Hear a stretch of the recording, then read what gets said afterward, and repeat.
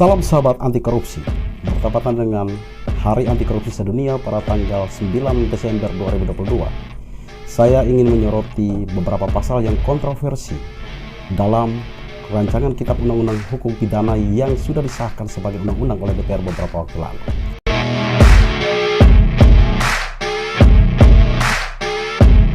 Salah satunya pengaturan pasal 603 dalam KUHP yang berkaitan dengan hukuman bagi koruptor.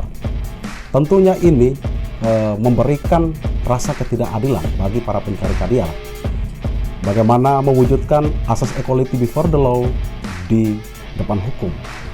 Pasal 603 KUHP bagi saya sangat bertentangan dengan asas equality before the law, persamaan hak di mata hukum. Sementara kita tahu bersama bahwa korupsi merupakan sebuah kejahatan luar biasa atau extraordinary crime. Dalam Undang-Undang Nomor 31 Tahun 1999 tentang tindak pidana korupsi. Korupsi merupakan kejahatan luar biasa, merupakan musuh bersama di Republik ini. Tentu kita harus melawan secara bersama-sama.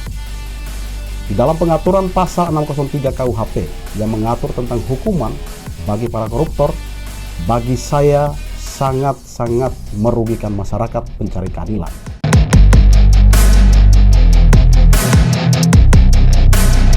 Mengapa demikian?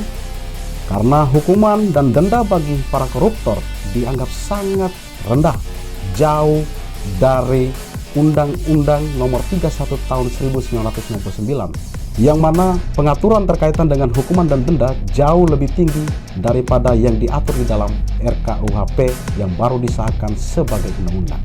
Misalkan, pasal ini menyatakan bahwa pelaku dihukum penjara seumur hidup atau penjara paling singkat 2 tahun dan paling lama 20 tahun. Pelaku juga dihukum denda minimal 10 juta dan maksimal kategori 4 atau 2 miliar. Berbeda dengan yang diatur di dalam Undang-Undang Nomor 31 Tahun 1999 tentang tindak pidana korupsi, yang mana koruptor atau orang yang melawan hukum, memperkaya diri atau korporasi, merugikan negara atau perekonomian negara, dipidana seumur hidup atau maksimal 4 tahun penjara dan maksimal 20 tahun penjara. Sementara berkaitan dengan pengaturan denda yang diatur di dalam Undang-Undang Nomor 31 Tahun 1999 tentang tindak pidana korupsi, bahwa seorang koruptor dihukum paling rendah 4 tahun dan maksimal 20 tahun penjara. Pelaku juga diancam dengan denda 200 juta dan maksimal 1 miliar rupiah. Tak hanya itu, pasal ini bahkan menyatakan hukuman mati bisa dijatuhkan jika perbuatan korupsi dilakukan pada keadaan tertentu seperti bencana alam atau force majeure. Dalam norma hukum Indonesia, ada istilah dikenal sebagai lex specialis derogat lex generalis. Artinya hukum khusus mengalahkan hukum umum. Bahwa Undang-Undang Tindak Pidana Korupsi Nomor 31 Tahun 1999 merupakan hukum khusus, dengan sendirinya bisa membatalkan KUHP sebagai undang-undang umum. Sementara ketentuan dalam KUHP masih bisa dibatalkan karena ada transisi atau masa tunggu selama 3 tahun sebelum KUHP baru diterapkan sebagai acuan pidana secara umum.